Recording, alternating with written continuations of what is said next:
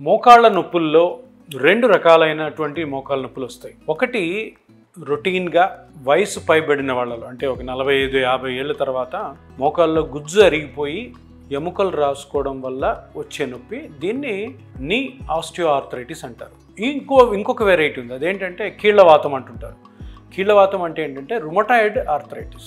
ఈ rheumatoid arthritis ఏంటి అంటే, నేను మొట్టమొదట చెప్పిన నీ ఆస్టియోఆర్థరైటిస్ అన్నది జబ్బు కాదు, కానీ రుమటాయిడ్ ఆర్థరైటిస్ అన్నది జబ్బు. ఇది ఒక ఆటో ఇమ్యూన్ డిసీజ్ అనమాట. ఇది ఎవరిలో వస్తుందో తెలియదు. ఎవరిలోన్నా వచ్చింది అంటే ఇది ఎలాంటి జబ్బు అంటే ప్రతి జాయింట్ని కూడా తింటుంది. ఫస్ట్ చిన్న ఈ జాయింట్స్లో వస్తుంది, వేళ్ళ జాయింట్లో. దీని తర్వాత అన్ని జాయింట్స్కి పాకుతుంది.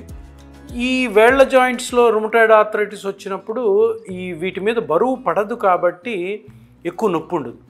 ఎప్పుడైతే ఆ రుమటాయిడ్ ఆర్థరైటిస్ మోకాళ్ళ మీదకి వెళ్తుందో, మోకాళ్ళు మన బరువు అంతా మోస్తాయి కాబట్టి ఆ బరువు మోయడం వల్ల రుమటాయిడ్ ఆర్థరైటిస్ వల్ల వచ్చిన మోకాళ్ళ నొప్పి చాలా ఎక్కువ ఉంటుంది. సో రెండు వెరైటీలు, ఒకటి మోకాలు ఆస్టియోఆర్థరైటిస్ అంటే వయసు పైబడిన వాళ్ళలో వచ్చే గుజ్జు అరగడం వల్ల వచ్చే నొప్పి, ఇంకోటి రుమటాయిడ్ ఆర్థరైటిస్.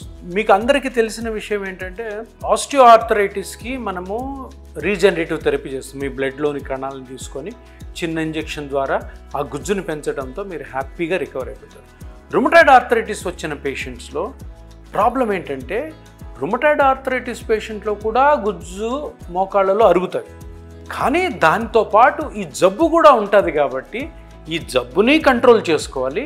ఆ జబ్బు వల్ల వచ్చిన గుజ్జు అరిగిపోవడాన్ని కూడా మనము కంట్రోల్ చేసుకోవాలి. అంటే రుమటాయిడ్ ఆర్థరైటిస్ ఉన్న పేషెంట్స్లో మోకాళ్ళ నొప్పిలో గుజ్జుని కూడాను మన ప్లాస్మా థెరపీతో, పిఆర్పి థెరపీతో పెంచుకోవాలి. ప్లస్ ఆ రుమటాయిడ్ ఆర్థరైటిస్ మందులు ఏవైతే ఉన్నాయో ఆ మందులు వాడుతూ ఆ జబ్బును కూడా కంట్రోల్లో పెట్టుకోవాలి. ఓన్లీ రుమటాయిడ్ ఆర్థరైటిస్కి వాడే మందులు వాడితే జబ్బు కంట్రోల్లో ఉంటుంది, కానీ అరిగిపోయిన గుజ్జు పెరగదు. అందుకని రుమటాయిడ్ ఆర్థరైటిస్ ఉన్నవాళ్ళు తప్పకుండా ప్లాస్మా థెరపీతోటి గుజ్జుని పెంచుకోవాలి. ప్లస్ ఆ మందులు కూడా వాడుతూ ఆ జబ్బుని కంట్రోల్లో పెట్టుకోవాలి.